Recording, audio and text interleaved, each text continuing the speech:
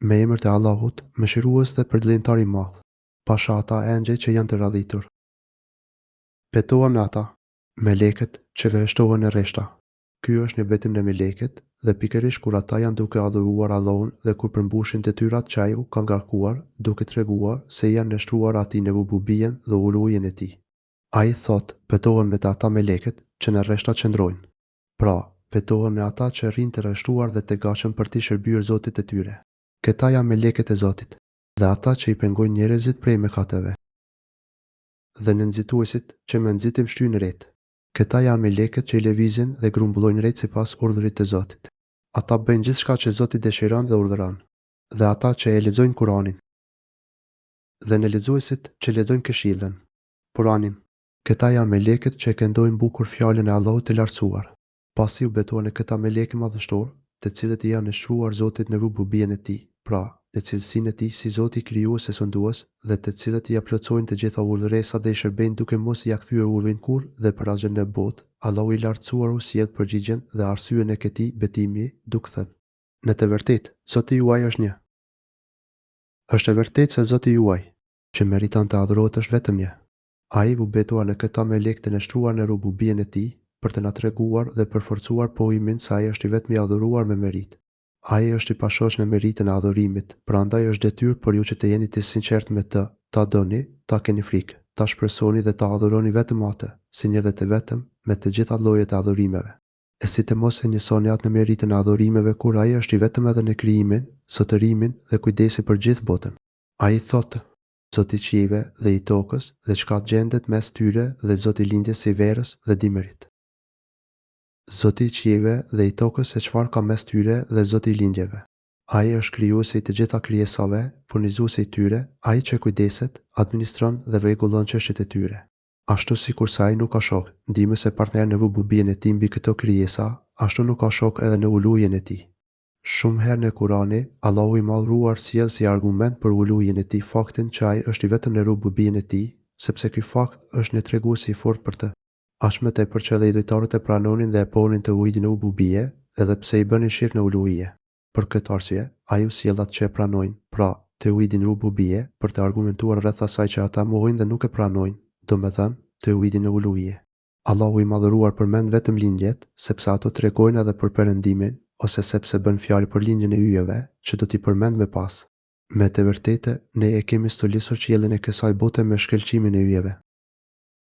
Vërtet, ne e kemi stolisur qiellin me të ulët, të dunjas me bukurinë e yjeve. Allahu i madhëruar përmend dy dobi të yjeve. Së pari, ato shërbejnë si zbukuruese të qiellit. Mendoje si do të ishte një qiell i zi, bosh nga këto yje të bukura. Ai do të ishte i errët dhe i frikshëm. Por Allahu i vendosi yjet që të ndriçohet qielli dhe të duket me pamje madhështore, por edhe që të shërbejë si udhëfyes për udhëtarët e natës, në det dhe në tokë, që ata të arrijnë mirësitë dhe begatitë e tij. Së dyti, Allahu i madhruar i bëri ata si ruajtar dhe gjuajtës të shejtanëve të rebeluar dhe të mallkuar, dhe e mbrojmë nga çdo djalë kryeneç. Dhe e bëm të ruajtur prej çdo shejtani të rebeluar. Ata nuk mund të përgjojnë parinë më të lartë, melekët më të zgjedhur dhe qellohen, me shkëndija të zjarta nga të gjitha anët.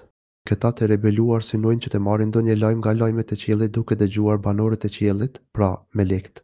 Por kur ata dëgjojnë ndonjë gjë, qellohen me ndonjë shkëndijë të zjarrtë e shpuese, ashtu siç thotë i lartësuari, nga të gjitha anët, për t'i larguar ata dhe për t'i penguar nga kjo vjedhje informacioni prej melekëve të lartë, që mos t'i përgjojnë meleqet e lartësuar, ata djajcëmuan nga të gjitha anët. O tefsiru Sues, Safat, ajet 7. Për t'i dëbuar ata për ta ka vuajtje të përhershme. Ata janë të dëbuar dhe do të kenë një dënim të përhershëm. Dënim të vazhdueshëm dhe të përhershëm, i cili është përgatitur për ta, për shkak të rebelimit të tyre nga bindja ndaj Zotit. E ai që grabit diçka, atë ndjek dritë verbuse. Ka prej atyre, shejtanëve që vërmbejnë diçka, nga lajmet e qiellit, por edhe ata i ndjek shkëndija, e zjartët që djek. Sikur Allahu të mos kishte përmendur këto raste përjashtuese, do të thoshim se ata nuk mund të dëgjojnë asgjë nga lajmet e qiellit. Por Allahu thotë, ka prej atyre shejtanëve që vërmbejnë diçka nga lajmet e qiellit, pra, ndonjë nga këta shejtan të rebeluar rrëmbën ndonjë fjalë fshehurazi, por ai ndiqet pas nga shkëndija e zjarrt që djeg. Ndonjëherë ajo shkëndijë arrin përpara se shejtani ta çojë informacionin tek mbështetësit dhe aleatët e tij, dhe kështu asgjë nga lajmet dhe fjalët që thuhen në qiell nuk arrin në tokë. Por ndonjëherë ai arrin që ta përçojë atë përpara se të goditën nga shkëndija e zjarrt, dhe atëherë aleatët e tij e përzihen këtë të vërtetë me 100 gënjeshtra, të cilat përpiqen t'i pasqyrojnë dhe ofrojnë si të vërteta, pikërisht për shkak të një të vërtetë të vetme që e dëgjuan nga qielli. Pasi përmendi këto krijesa madhështore, ai tha: "Pyeti ata o Muhamedi, a është më i vështirë krijimi i tyre apo të gjitha gjërat e tjera që i kemi krijuar? Ata i kemi krijuar nga bota ballta ngjitse." Vetëm pyeti ata, idhujtarët. Do me thënë, pyeti ata të cilët e mohojnë ringjalljen pas vdekjes, a është më i vështirë krijimi i tyre apo ajo që ne kemi krijuar? Mos, vallë, kthimi i tyre pas vdekjes është më i vështirë apo ajo që ne kemi krijuar, do me thënë këto krijesa madhështore. Sigurisht që ata do të duhet të pohojnë se krijimi i qiejve dhe tokës është shumë më i madh se sa krijimi i njerëzve. Kështu do të duhet që të pohojnë, gjithashtu edhe vërtetësinë e ringjalljes. Nëse do të mendoni me kujdes, do të pohonit me bindje të plotë se fillimi i krijimit të njeriut të parë nga ballta që mban erë është, sipas logjikës njerëzore, më i vështirë se sa rikthimi i tyre në jetë pasi të kenë vdekur. Për këtë arsye, ai uzoi që të meditonin për krijimin e parë, ata, ne i kemi krijuar prej baltës ngjitse. Kjo është balta e fortë dhe e thatë. Kjo i ngjan fjalës se Allahut kur thotë: "Ne e krijuam njeriu nga një baltë ndenjur për një kohë të gjatë." Hijr 26. Ti çuditesh nga mohimi i atyre e ata përqeshin. Sigurisht, ti çuditesh kur ata të përqeshin. Ti, o profet, çuditesh që ata mohojnë ringjalljen pasi u tregove gjithë këto argumente. Në fakt, kjo çudi është mëse me vend, sepse mohimi i tyre është i padrejtë dhe i papranueshëm. Por më i çuditshëm se mohimi është talja e tyre me atë që u solli të vërtetën dhe lajmin rreth ringjalljes. Nuk u mjaftoi që mohojnë ringjalljen, por ata tallen me fjalën e vërtetë dhe me atë që u solli atë. Po kështu, është e çuditshme edhe fakti që ata, e kur t'ju drejtohen këshilla, ata nuk i pranojnë. Dhe, kur qortohen, ata nuk ja vënë veshin qortimit. Edhe kur u kujtohen ato të vërteta që rrinë fshehur në natyrën dhe në logjikën e pastër të çdo njeriu, ata përsëri e shpërfyllen dhe nuk përfitojnë nga ky kujtim dhe këshill. Nëse pretendojnë se nuk i pranojnë këto gjëra, sepse natyra e tyre i refuzon t'i pranojë, kjo tregon për mamësi të theksuar në logjikën e tyre dhe me një lehtësi. Dhe kjo është vërtet e habitshme. Por nëse ata e bëjnë këtë me inat dhe duke u shtirur se është diçka e palogjikshme, kjo është edhe më shumë e çuditshme. Kjo është ligësi e madhe që fshihet brenda atyre. Dhe kur e shohin një argument, ata e nxisin njëri tjetrin për përqeshje. Dhe kur shohin ndonjë shenjë nga Zoti, ata e kthejnë atë në talje.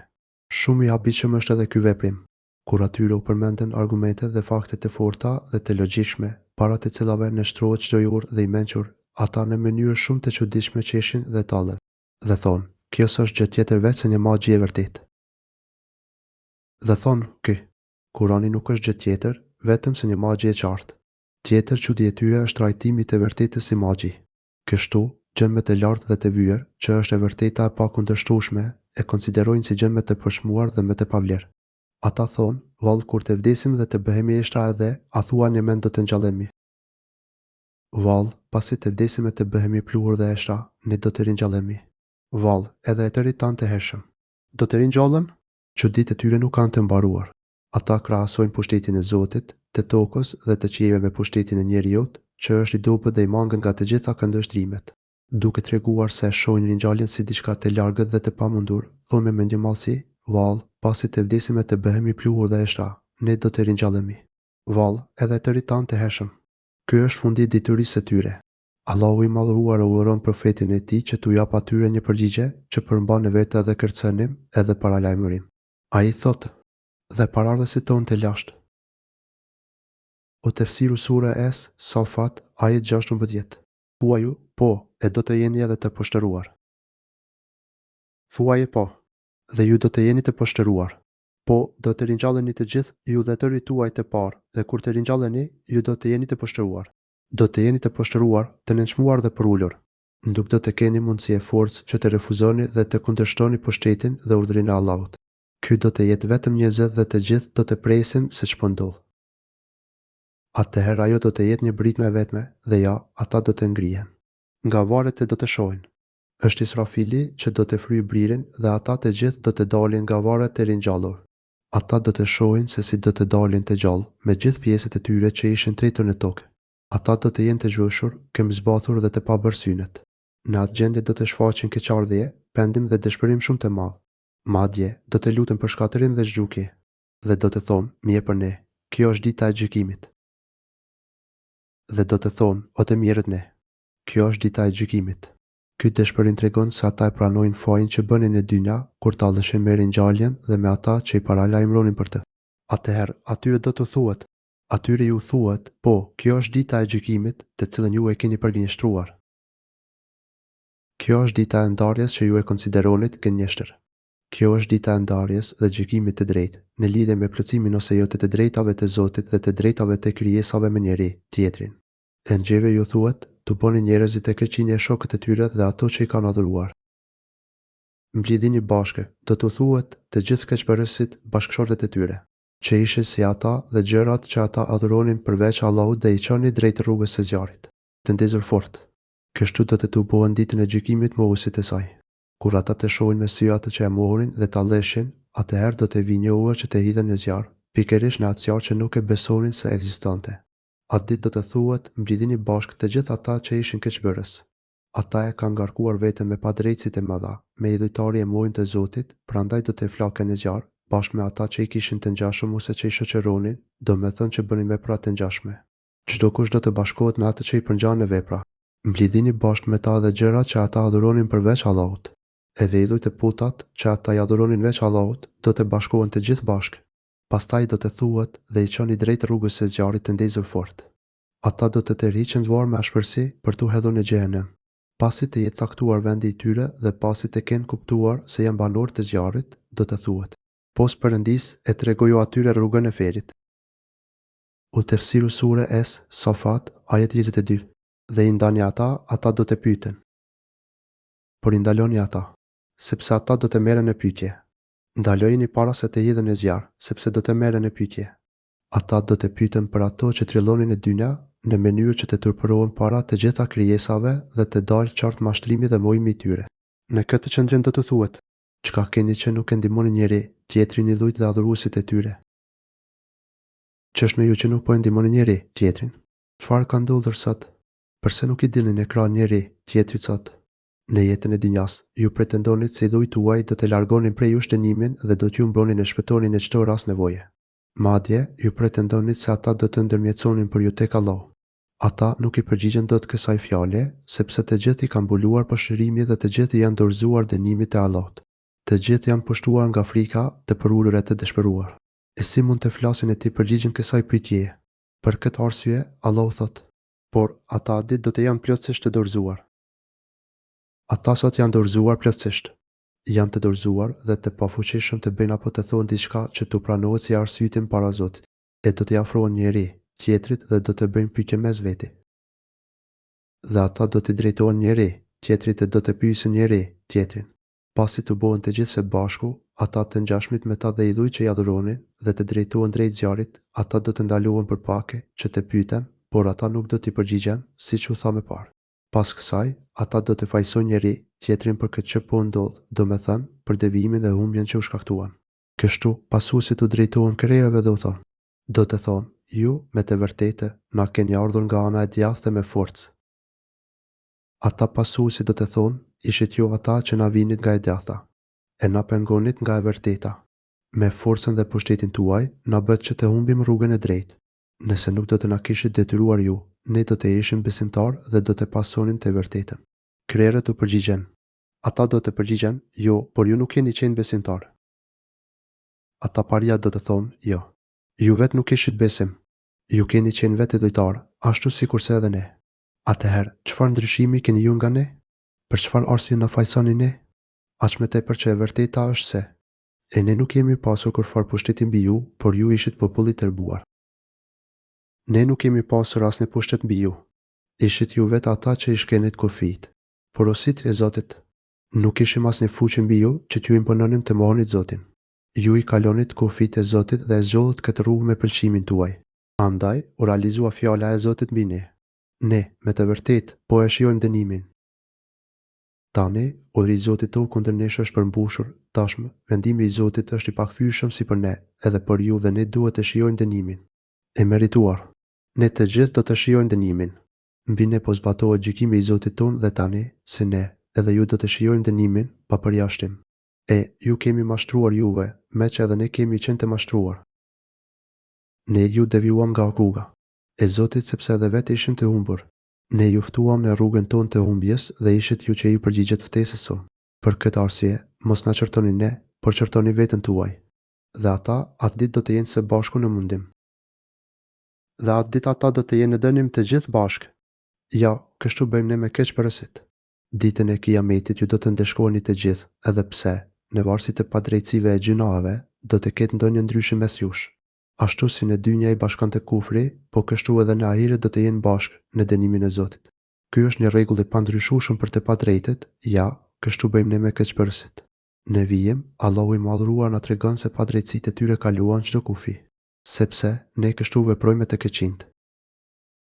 U tefsiru sure es, Safat, ajet 33. Kur u thuaj atyre, vetëm Allahu është Zot, ata madhështoheshin. Kur atyre u thuaj, nuk ka Zot tjetër që meriton adhurimin përveç Allahut. Ata tregoheshin kryeneqë. Kur ftoheshin që të nisonin Allahun dhe t'i largoheshin adhurimit të çdo gjëje, ata tregoheshin mendjemdhen. Ata tregoheshin kryeneqë mos përfillës ndaj asaj ftese dhe ndaj atyre të cilët u bënin këtë ftesë.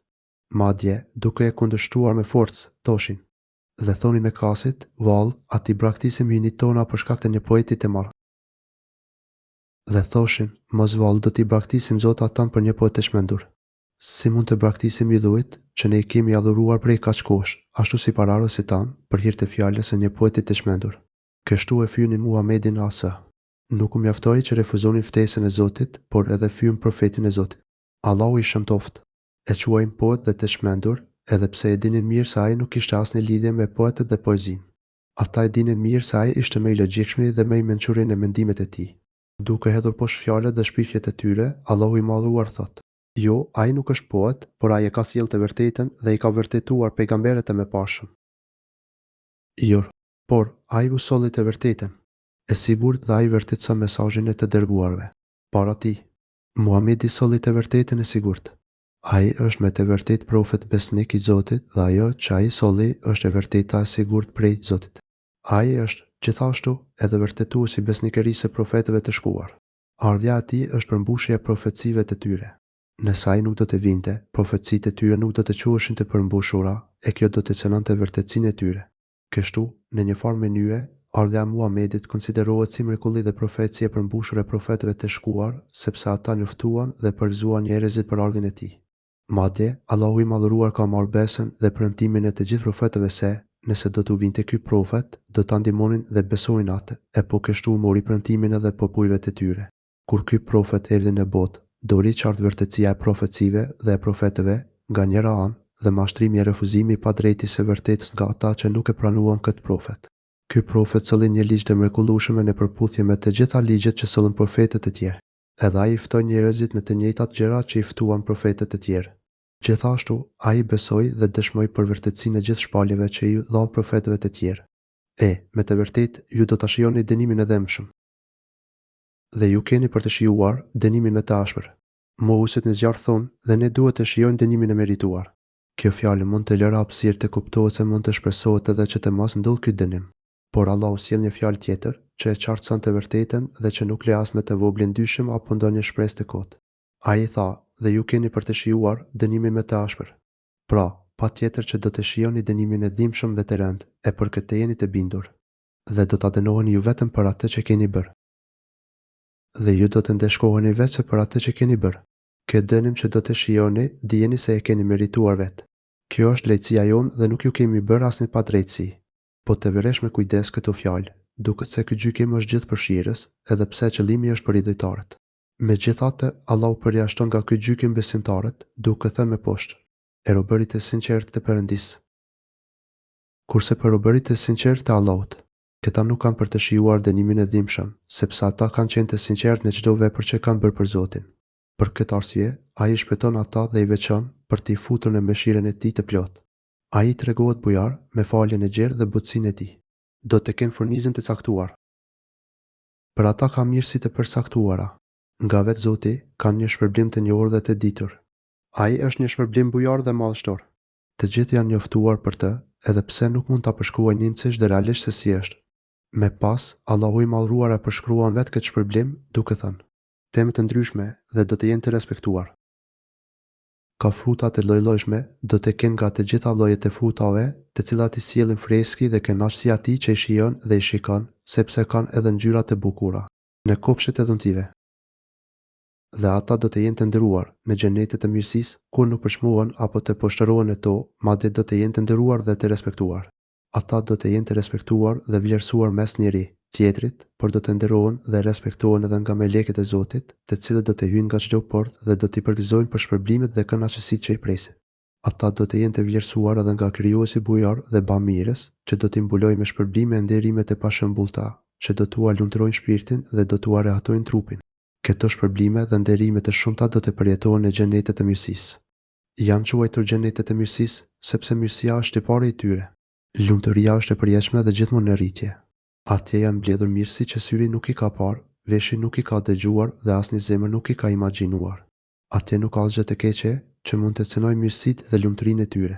Pa kënaqësitë, lodhjet dhe mundimet nuk kanë vend në to. Ndër mënyrat e nderimit që Zoti u bën atyre është edhe dashuria dhe respekti i madh që ata do të kenë mes njëri tjetrit në xhenet. Ai thotë: në koltuqe njëri përballë tjetrit. Të mbështetur në koltuk përballë njëri tjetrit.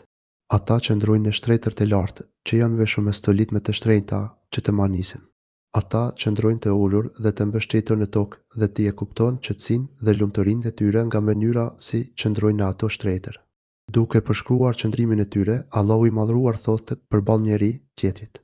Pra, qëndrojnë përballë njëri tjetrit dhe zemrat e tyre janë pastra të mbushura me respekt dhe dashuri për njëri tjetrin. Ata kënaqen kur mblidhen së bashku dhe vizitojnë njëri tjetrin. Qëndrimi ballë për ballë me fytyrë tregon se edhe zemrat i kanë të bashkuara. Kjo tregon gjithashtu edhe respektin që kanë për njëri tjetrin, duke qëndruar përballë dhe jo duke i kthyer shpinën apo lëmenjan. Për të treguar kënaqësinë dhe edukatën e lartë që i shoqëron këto takime, Allahu i Madhruar thotë: do të shërbehen me pije nga burimi që do të rrihet gjithmonë. Atyre u shërbehet me gota, me pije të mbushura nga burimet e xhenetit. Mes tyre vërtiten djem të ri, që gjithmonë u shërbejnë pije të shijshme me kupa të bukura të mbushura me nektar, që në fund i vjen era misk. Ato janë gotat e pijeve të tyre, por ato nuk janë si pijet e kësaj dynjaje. Ngjyra e pijes është e bardhë si një nga ngjyrat me të dashura. Ndërsa për shijen, ai thotë: me pije të bardhë të shijshme për ata që do ta pinë.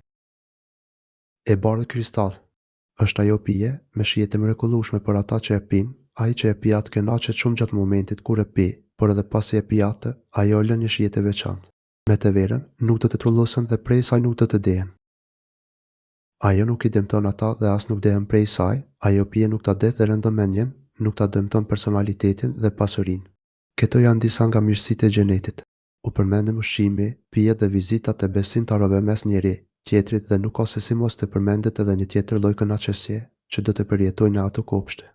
Allahu i Madhruar thotë: dhe pranë tyre do të jenë gratë me shikjen të ulur e sy të bukur. Pranë tyre qëndrojnë hyjritë mëdhtë me shikjen të përurur në kopshtet e mirësive, ata do të kenë këtë lloj kënaqësie. Atje presin hyjritë mëdha dhe të plota në të gjitha cilësitë e tyre. Ndër këto cilësi, Allahu përmend se janë kasiratut, tarfi, sylura. Janë të tilla sepse ato janë të marnitura pas burrave të tyre dhe nuk i largojnë shikimet nga ata. Ato nuk shohin dikë tjetër, sepse burrat do të jenë në kulmin e bukurisë dhe hijeshisë dhe ato nuk mund të gjejnë në xhenet si bashkëshortet e tyre. Por ka mundësi që kuptimi i fjalës kasiratut, tarfi të jetë tërheqës së shikimesh. Bëri që i shehim mbeten sytë tek ato nga bukuria e madhe që kanë. Kjo tregon se bukuria e tyre është e jashtëzakonshme. Kufizimi i shikimit tregon se edhe zemra e trupi janë të përkushtuara tërësisht pas tyre. Të dyja kuptimet janë të sakta dhe të mundshme. Kjo tregon për bukurinë e madhe dhe të pashembullt të burrave dhe të grave në xhenet dhe për dashurinë dhe tërheqjen e jashtëzakonshme mes tyre atje. Kur ata bashkohen me njëri tjetrin, asgjë tjetër nuk futet mes tyre. Kjo tregon për pastërtinë dhe ndeshmërinë e tyre dhe për faktin se në xhenet nuk do të ketë urrëtie, smir, armiqësi e zemërim. E si të ekzistojnë këto në kopshtet e mirësive, ku çdo ligësi është larg dhe nuk ka vend në to. Peçuditja Allahu i përshkruan hyjritë si ai. Ky është një përshkrim i syve të tyre, që janë shumë të bukur me një pamje vezulluese e shprehse. Allahu i Madhruar vazhdon të i përshkruajë hyjritë duke thënë: sikur të jenë vezë të ruajtura. Sikur të ishin vezë delikate të ruajtura mirë. Ato janë si gjevahir i fshehur dhe i rrallë, që ruhet me shumë kujdes. Ato nuk kanë asgjë që nuk është tërheqëse. Çdo gjë e tyre është e përkryer, dhe ata do t'i qasën njeri tjetrit e do të bisedojnë. Ata besimtarët që ndrojnë përballë njeri tjetrit e bisedojnë, në ajetet e mësipërme, Allahu i madhëruar përmendi shumë nga kënaqësitë e banorëve të xhenetit, si ushqimet, pijet, bashkëshortet dhe takimet mes miqve. Në vijim, ai na tregon për bisedat që ata bëjnë me njeri tjetrin rreth ndodhive të shkuara. Ata vazhdimisht bisedojnë dhe kujtojnë çaste të shumta që kanë kaluar, derisa dikush prej tyre thotë, dhe njeri prej tyre do të thotë, unë kam pasur një shokohës. Njeri prej tyre do të nisë bisedën e do të thotë, unë kam pasur një shok, që nuk mendoj, unë kisha një shoqërues që më rrinte gjithmonë pranë në dynja, i cili e mohonte ringjalljen, madje më çortonte që unë e besoj atë. Ai shpesh më thoshte, i cili thoshte, vallë dhe ti je nga ata që besojnë. Ai më thoshte, çfarë? Ti je prej atyre që besojnë se kur të kemi vdekur e të jemi bërë pluhur dhe ishtra, do të marrim shpërblime e dënime. Sipas veprave, vërtet beson se ne, pasi të vdesim, do të ringjallemi përsëri dhe do të shpërblehemi për punët tona. Si e beson diçka të tillë të pamundur? Pikë çuditse nuk ka mundësi që ne, pasi të jemi tretur dhe humbur nëpër tokë, të ringjallemi dhe kthehemi në jetë, e pastaj të llogaritemi e shpërblehemi për veprat tona. Kur për veten thot, unë vazhdoja të besoja ringjalljen, kurse ai vazhdonte ta mohonte, derisa na erdhi vdekja. Por kur ringjallëm, unë erdha këtu ku jam, domethënë, në këto mirësi që na i premtuan profetët e Zotit, dhe mendoj se ai tjetri është duke u dënuar. Që kur të vdesim e të bëhemi dhe eshtra, me të vërtet do të japim llogari. U tefsiru sura es, Safat, ajet 52. Do të thot ai, a doni të shikoni? Ai besimtari thot, a do të doni të shikojmë jashtë? Të dënuarit? E janë të shohim atë me dënim dhe të kënaqemi e të gëzohemi edhe më shumë me mirësitë që na dha Zoti, sepse do të shohim me sy tan përmbushjen e shpërblimit dhe ndëshkimit të Allahut. Nga kjo bisedë kuptohet se banorët e xhenetit gëzohen e kënaqen me njeri tjetrin, madje ndjekin dhe dëgjojnë njeri tjetrin kur ftohen të bëjnë diçka. Edhe këtë rast, ata dëgjojnë me vëllain e tyre dhe shkojnë së bashku me të, për të parë gjendjen e atij ish shokut në zjarr. Dhe ai do të shikojë, dhe atë do ta shehë në midis të zjarrit. Ai shikon dhe e vëren atë, shokun që nuk i ndahej në mes të zjarrit. Ai hedh shikimin në zjarr dhe e sheh atë në mes të dënimit, me dhimbje e vuajtje që e kanë përfshirë nga të gjithë anët. Pastaj, duke e qortuar dhe duke treguar edhe mirënjohjen e tij për Zotin që e ruajti nga ai ndëshkim, besimtari i thot. Ai thot, pasha Perëndin, për pak më shkatërrove edhe mua. Dhe thot, betohem në Allahun, për pak më rrezove edhe mua. Në zjarr, gati sa më devijove edhe mua me dyshimet që më fusin në zemër. Po të mos ishte dhëntia e Zotit tim, edhe unë do të isha në zjarr bashkë me ty. Sikur të mos kishte qenë mirësia e Zotit tim, unë do të kisha qenë bashkë me ata që janë atje. Në zjarr, sikur të mos më forconte Zoti në Islam, edhe unë do të isha bashkë me ty në atë dënim. E për ne, nuk do të ketë më vdekje. Dhe ne nuk do të vdesim më, përveç vdekjes sonë të parë. Dhe ne nuk kemi për të dënuar. Këto fjalë thot besimtari, duke mos e fshehur lumturi me mirësitë e Allahut. Ai përgëzon se do të jenë të përjetshëm në kënaqësi dhe të shpëtuar përfundimisht nga dënimi. Kjo fjalë vjen në formë pyetëse, por qëllimi është pohimi me kënaqësi e asaj mirësie. Pra, sikur i thot atij që e mohonte përjetësinë dhe ringjalljen, a pretendon tani se do të ketë vetë një jetë dhe ne nuk do të ringjallemi dhe as do të merremi në përgjegjësi. Mendoni pak me kujdes në fjalën e Allahut kur thotë, ata besimtarët që ndrojnë përballë njeri tjetrit e bisedojnë. Por për çfarë flasin e bisedojnë? Allahu nuk e thot se për çfarë flasin, sepse ata flasin dhe pyesin njeri tjetrin për gjithçka që u sjell kënaqësi. Ata diskutojnë edhe rreth çështjeve që kanë patur kundërshtime e paqartësi në dynja. Dihet mirë se kënaqësia e dietarëve kur flasin rreth çështjeve të diturisë dhe kërkimit të së vërtetës ja kalon çdo kënaqësi tjetër të dynjas. Kështu, edhe në xhenet ata kënaqen me biseda të tilla që askush përveç tyre nuk i provon. Atje ata do të zbulojnë të vërtetën për shumë çështje që u sjellin kënaqësi të papërshkrueshme. Pasi përshkroi mirësitë e xhenetit, Allahu i madhruar i nxit besimtarët që të punojnë fort për të arritur këto mirësi. Ai thot, përveç vdekjes së parë, nuk do të jemi të munduar më. U tefsiru sura es, Safat, ajet 58. Kjo, me të vërtet, është sukses i madh. Vërtet, ky është suksesi më i madh. Kështu do të arrijnë çdo mirësi që e synojnë dhe bua kënaq shpirtin dhe do të shpëtojnë nga çdo gjë që i druan. A ka fituar më të madh se sa kjo? Ky duhet të jetë synimi më i rëndësishëm dhe i vetëm për atë njeri që ka mend. Plotësimi i këtij synimi e shpjej robën pranë kënaqësisë së Zotit të tokës dhe të qiejve. Ata që janë pranë Zotit do të jenë me të lumturit. Në dynja lumturohen duke e njohur Allahun, ndërsa në ahiret do të lumturohen me praninë e tij, duke e parat dhe duke dëgjuar fjalën e tij. Për diçka të tillë, le të angazhohen punëtorët. Ja, për një mirësi të tillë le të punojnë të gjithë punëmirët. Kjo është rruga për hir të secilës duhet të shpenzosh gjërat me të shtrenjta që zotëron. Kjo është rruga që ndjekin me të diturit dhe me të mençurit. Njerimi dhe humbja më e madhe është që njeriu t'i kalojnë çaste duke mos punuar për ahiretin e tij e për t'u ofruar tek Zoti i tij. Si mendon se është gjendja e atyre të mjerëve që jo vetëm që nuk bëjnë vepra të mira, por përkundrazi bëjnë poshtërsi, që i zhysin edhe me thellë në dënimin e Zotit dhe i afrohen xhenimit çdo ditë më shumë? Pikëçuditse, a më e mirë është kjo gjendje apo druri zekum? A është më i mirë ky premtim në xhenet apo pema e zekumit? Mendohuni dhe zgjidhni, o ju njerëz, dhe krahasoni dy vendet. A është më i mirë xheneti që Zoti ju premtoi dhe ju përshkroi, apo zjarri dhe llojet e dënimit në të? Cili ushqim është më i mirë, ai që do të gjeni në xhenet apo ushqimi i banorëve të zjarrit, pra zekumi? Ne këtë sprovë kemi bërë për zullumçarët. Ne e kemi bërë atë sprovë për keqbërësit.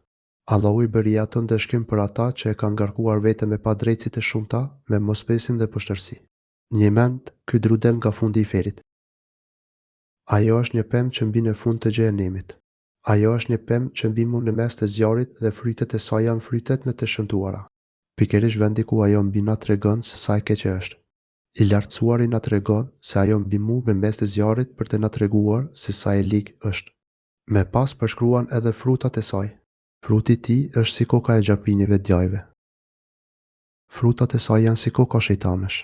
Për këtë arsye, mos pyet për shijen e saj dhe për atë se çfarë u bën ajo atyre që mundohen të gëtisin.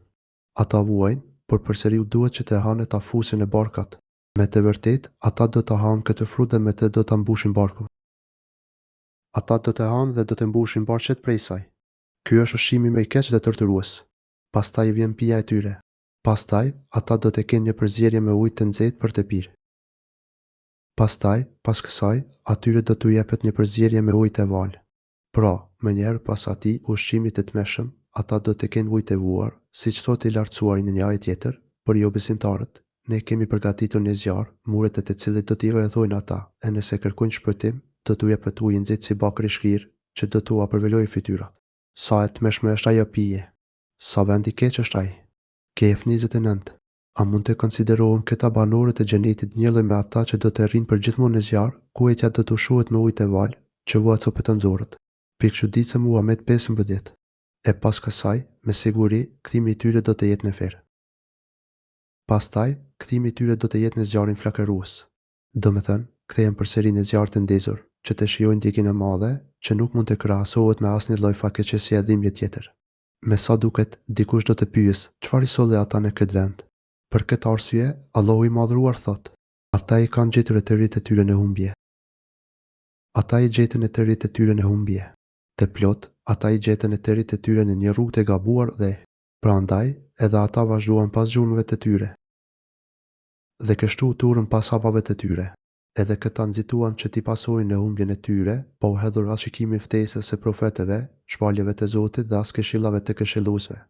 Fjala e vetme mospërfillse ishte: ne i kemi gjetur të parët tanë në këtë fe, prandaj do t'i ndjekim gjurmët e tyre me këmbëngulje. Zuhruf 22. Por edhe para tyre, me të vërtetë, e kanë humbur rrugën shumë popujt e lashtë. Edhe para këtyre, popullet të shumë nga popujt e lashtë shkuan në humbje. Edhe para tyre, shumica ishin në humbje dhe pak prej tyre patën besim të vërtetë, duke pranuar udhëzimin e Zotit. Ne, me të vërtetë, u kemi dërguar atyre paralajmërues. Ne u patëm dërguar atyre profet për t'i paralajmëruar. Ne gjithmonë kemi dërguar ndër popull profet, që t'i paralajmërojnë për t'u larguar nga rruga e humbjes dhe të pranojnë besimin e vërtetë dhe të pastër. Shiko se çfarë që e fundi atyre që u paralajmëruan. Dhe shi se si që e fundi atyre që u paralajmëruan. Fundi të gjithëve ishte dënimi, shkatërimi, poshtërimi e tupërimi. Për këtë arsye, le të kenë kujdes këta mohues, që të mos vazhdojnë në rrugën e tyre të humbjes, që t'i godasin njëjtë dënim si ata që shkuan. Por duke qenë se jo të gjithë janë mohues të besimit të vërtetë, pasi ka edhe nga ata që besojnë me sinqeritet, Allahu i madhruar i përjashton nga dënimi. Po robërve të sinqertë të Zotit ata nuk janë dënuar. Të gjithë u dënuan përveç robërve të Allahut që ishin të sinqertë. Do me thënë, përveç atyre që janë të sinqertë dhe të vërtet me Allahun. A i veçon ata që t'i fus në mëshirën e tij të posaçme dhe t'i shpërblej. Për këtë arsye, përfundimi i tyre do të jetë i mirë. Pastaj i lartësuari na flet për disa nga popujt e humbur dhe të ndëshkuar. E na thirrën e ndihmënu, e ne ju kemi përgjigjur bukur. Herët ne na pati thirrur, ne ndihmënu, dhe ne jemi më të mirët që i përgjigjimi lutjes. Dhe ne e shpëtuam atë dhe familjen e tij prej katastrofës së madhe. E pasardhësit e tij i bëm ata që vazhduan jetën. Dhe ne e lam këtë histori si kujtim për popujt e arshëm. Paqja qoftë mbi Nuhun e mbar botën. Kështu i shpërblejmë neve për mirët. Vërtet, ai ishte nga robërit tanë besimtar. Të tjerët, që nuk besuan i përmbytëm. Profetit e tij të dashur dhe adhuruesit e sinqertë, notas. Ai ishte i pari profet i dërguar ndër njerëz. Pasi ai e ftoi popullin e vet në adhurimin e Allahut për një kohë shumë të gjatë, por ftesa e tij u ashtoi edhe më shumë largime, Nuhi u lut Zotit e tij duke thënë: O Zoti im, mos lër mbi tokë asnjë nga jo besimtarët. Nëse ti i lë, ata do t'i largojnë adhuruesit e tu nga rruga e drejtë dhe prej tyre do të lindin veç të shfrenuar dhe jo besimtar. O Zoti im, me fal mua, falje prindërit e mi, ata që hynë në shtëpinë time si besimtar dhe të gjithë besimtarët e besimtarët. Ndërsa jo besimtarëve shtoj veç së dëshpërim. Nuh 26:28. Dhe Allahu i madhruar i u përgjigj lutjes së tij. Aq mirë i u përgjigj asaj lutjeje, saqë Allahu e lëvdoi veten e vet, duke thënë: Ne jemi më të mirë që i përgjigjen lutjes. Nuk ka më të mirë se Allahu, që i përgjigjet lutjeve të adhuruesve dhe që dëgjon përgjerimet e tyre. Ai i u përgjigj pikërisht ashtu sikurse ishte lutja. Allahu i madhruar shpëtoi Nuhun dhe familjen e tij nga dëshpërimi i madh dhe i mbyti të gjithë mohuesit. Të vetmit që do të vazhdonin jetën me pas ishin pasardhësit e tij. Kështu, i gjithë njerëzimi sot janë pasardhës të Nuhut dhe ai do të ketë gjithmonë kujtim dhe emër të mirë ndër njerëz, gjë që do të vazhdojë deri në fund të botës. Kështu do të ndodhë sepse ai ishte muhsin, do me thënë, në gradën e ihsanit në adhurimin e krijuesit, por edhe në marrëdhënie me krijesat. Ky është ligji i pandryshueshëm i Zotit për robërit e tij vepër mirë. Ai gjithmonë do të përhapë emrin e mirë të tyre, si shpërblim për ihsanin dhe sipas gradës së atij ihsani. Allahu i lartësuar thotë: Kështu i shpërblejmë neve për mirët. Vërtet, ai ishte nga robërit tanë besimtar. Kjo tregon se imani është grada më e lartë që mund të arrijë një rob. Ajo gradë përfshin të gjitha ligjet e fesë, si themelet e saj, ashtu edhe degëzimet e saj, sepse me këtë atribut Allahu i madhëruar lavdëroi krijesat e tij me të zgjedhura. E kemi shpëtuar atë dhe familjen e tij prej fatkeqësisë së madhe. U tefsiru sura es, Safat, ajet 75. Duke i lënë në jetë vetëm pasardhësit e tij. U tefsiru sura es, Safat, ajet 75. Dhe u kemi lënë kujtim të brezat e tjerë. U tefsiru sura es, Safat, ajet 75. Përshëndetja për Nuhun qoftë në mesin e të gjithë popujve. U tefsiru sura es, Safat, ajet 75. Ne, me të vërtet, kështu i shpërblejmë bamirësit. U tefsiru sura es, Safat, ajet 75. Me të vërtet, ai është nga robërit tonë, besimtar. U tefsiru sura es, Safat, ajet 75. Pastaj i fundosëm të tjerët e besimtarët. U tefsiru sura es, Safat, ajet 75. Dhe, me të vërtetë, nga i tharët e tij është edhe Ibrahimi. Nga ata që pasuan në rrugën e tij, te Ibrahimi. Një nga njerëzit që ishin si Nuh, profet e adhurues të sinqert për Zotin, ishte edhe Ibrahimi asë. Edhe ai ishte profet i dërguar nga Zoti për t'i ftuar krijesat në rrugën e drejtë. Edhe atij i u pranuan lutjet. Ai ishte Ibrahimi, i dashuri i Allahut, paqja dhe bekimet e Allahut qofshin me të. Kur Zoti te veti erdhi me zemër të pastër. Ja, ai shkoi te Zoti vet me zemër të pastër. Me një zemër të pastër, të ruajtur nga idhujtaria e dyshimet, nga epshet, të cilat të shpërqendrojnë dhe të pengojnë që të konceptosh dhe të kuptosh të vërtetën saktisht. Ato bëhen pengesë që njeriu të mos punojë dhe adhurojë Zotin sipas asaj detyrie. Nëse zemra e njeriu është e shëndetshme dhe e pastruar, atëherë ai është i sigurt dhe i ruajtur nga çdo e keqe dhe ka për të arritur çdo të mirë. Ai që ka zemër të shëndetshme nuk ka në zemër smir dhe zili për krijesat dhe as urrëtie për to. Zemra e tij është e pastër nga të tilla cilësit e ulta. Edhe Ibrahimi dëshironte të mirën për krijesat dhe rregullimin e tyre. Ai i ftonte në besim dhe pastrim pa u lodhur. Ibrahimi e filloi thirrje me babën e vet dhe pastaj vazhdoi me popullin e tij. Kur babait e vet dhe popullit e vet i tha: "Çka adhuroni ju?" Ai i tha te ati dhe popullit e vet: Ç'është ajo që ju po adhuroni? Kjo ishte një pyetje çortuese dhe ftesë për t'i bërë të mendonin mirë në argumentet që u ishin ofruar, të cilat tregonin kocsinë e adhurimeve të idhujtarëve. Vallë, a dëshironi hyni të rreshme në vend të Allahut? Vallë, në vend të Allahut po merrni zotat të tillua. Atëherë, çfarë mendoni ju për Zotin e botëve? Si po ja lejoni vetes të adhuroni idhuj, që janë veçse mashtrim dhe nuk vlen as pak për t'u adhuruar? Pikëçuditë, çfarë mendoni se do të bëjë me ju Zoti i botëve kur ju adhuroni diçka tjetër veç tij? Pikëçuditë se ky qenë një paralajmërim për ndeshkim, nëse ata vazhdonin me idhujtari. Çfarë mangesë vërejtet në Zotin e botëve që devijuat dhe gjetët idhuj për t'i adhuruar? Me pas, Ibrahimi ja se planifikoi të thyente idhujt e tyre sapo të krijojë mundësia për këtë. Kështu, ai shfrytëzoi rastin kur ata ishin të pavmençëm, sepse po merreshin me një festë të tyre. Kur i kërkuan që të ditë edhe ai me ta, Ibrahimi ja se. E çka mendoni ju për Zotin e gjithësisë? U tefsiru sura es, Safat, ajet 86. Pastaj u hodhi një shik i myjeve. Pastaj, ai u hodhi një vështrim myjeve dhe tha, unë jam i semur.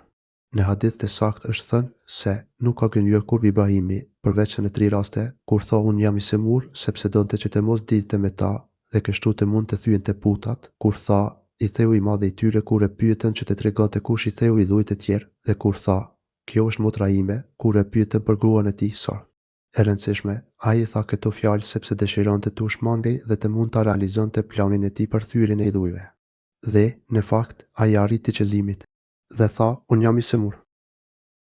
U tefsiru sura es, Safat, ajet 88. Dhe ata u larguan prej tij, duke e lënë pas. Ata i kthyen shpinën dhe u larguan. Atëherë, ai e shfrytëzoi rastin dhe pastaj ai u përvot të junit të tyre dhe u tha, a nuk po hani? Ju kthye zotave të tyre dhe tha, a nuk po hani ju? Ç'është me ju që nuk po flisni? Duke nxituar fshetas drejt tyre, u ofrua dhe, duke i përçmuar, tha, a nuk po hani ju? Pse nuk flisni? Si është e mundur që ju të jeni të adhuruarit e njerëzve? Pikëçuditë se idhujt janë më të mangët se sa kafshët, të cilat edhe han, edhe mund të nxjerrin zë. Ndërsa idhujt janë sende që as hanë as flasin. Ç'keni, përse nuk flisni? U tefsiru sure es, Safat, ajet 91. Ju ofru atyre të nxesht duke i goditur me dorë të djathtë. Pastaj ju kthye atyre i gjuajti me dorën e djathtë.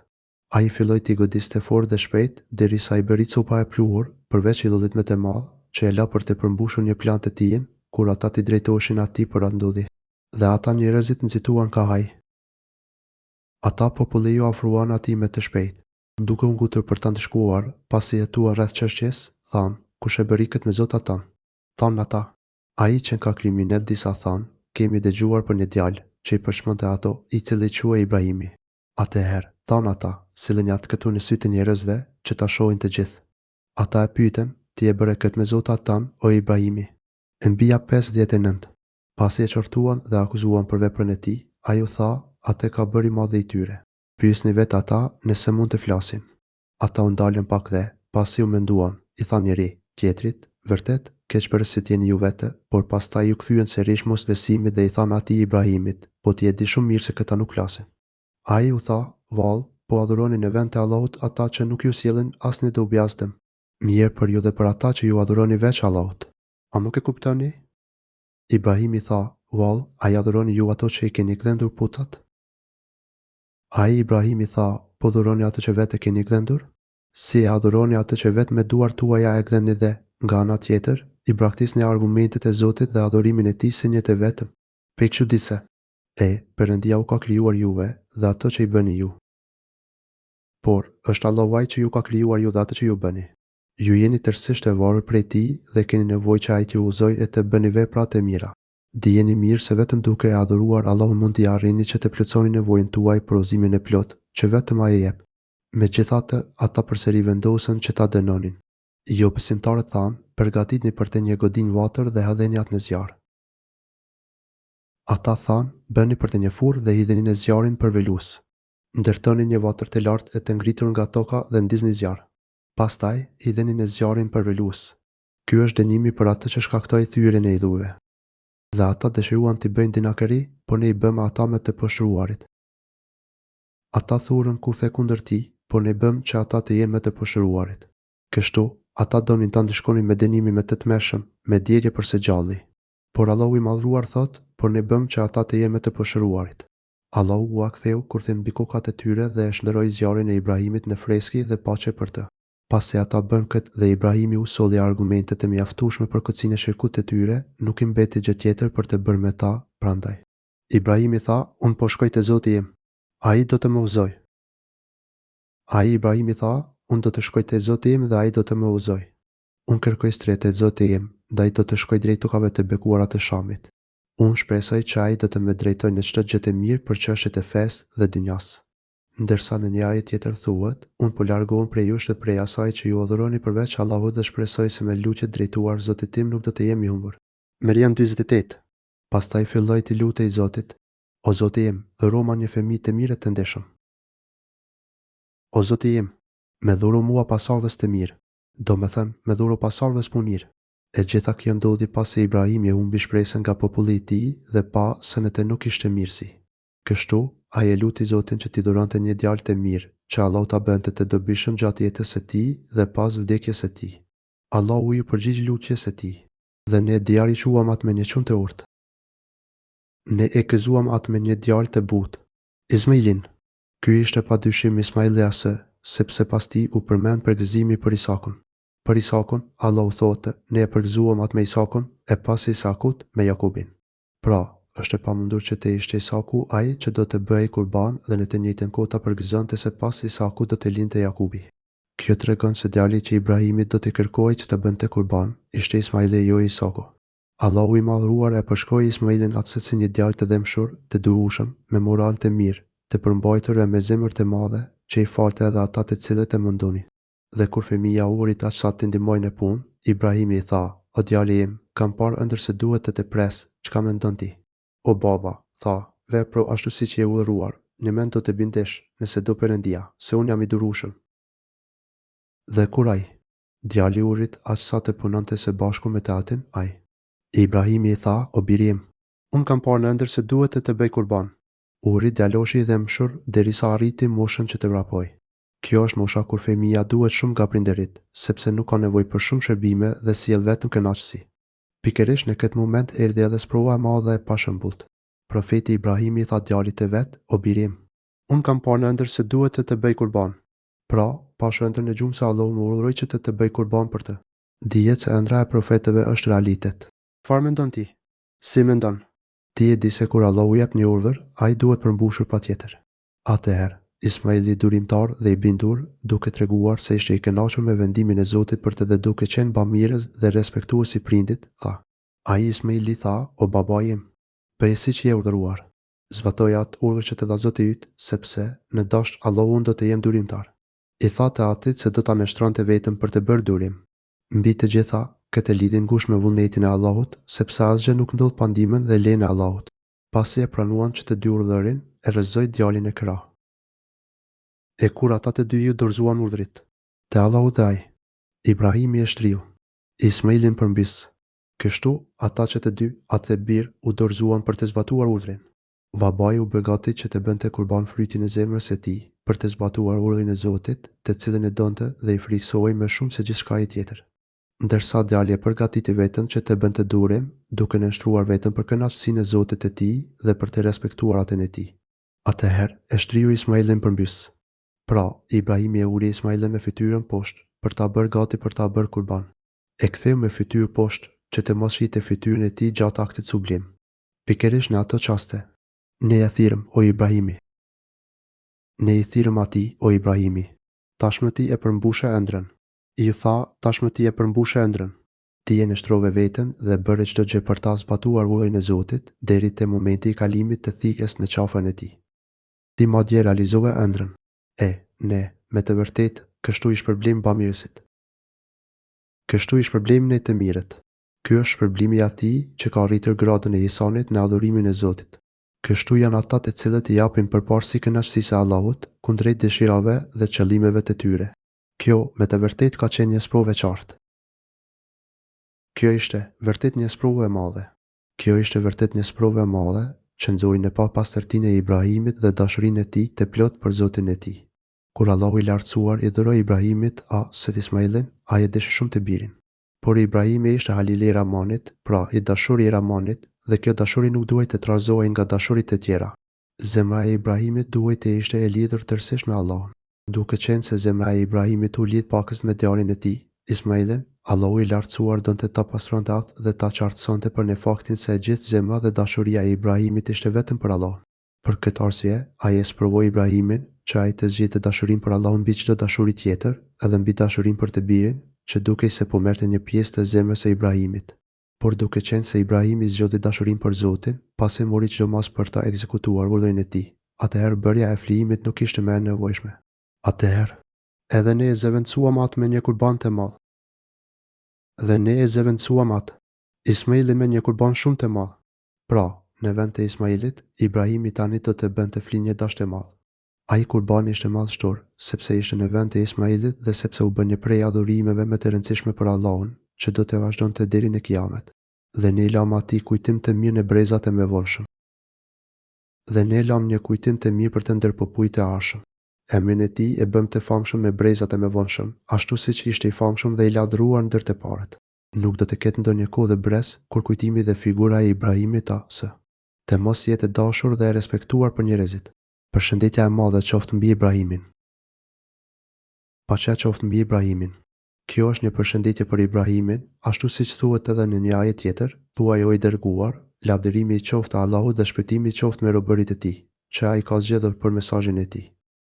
Ja, kështu na i shpërblim bamirësit. Kështu i shpërblim neve për mirët. Ky është shpërblimi i muslimanëve, domethënë, i atyre që e plotësuan gradën e ihsanit në adhurimet që i përkushtuan Zotit dhe me bamirësinë ndaj krijesave. Allahu gjithmonë do të sjellë çlirim atyre në çdo vështirësi dhe fitoria është gjithmonë në krahun e tyre.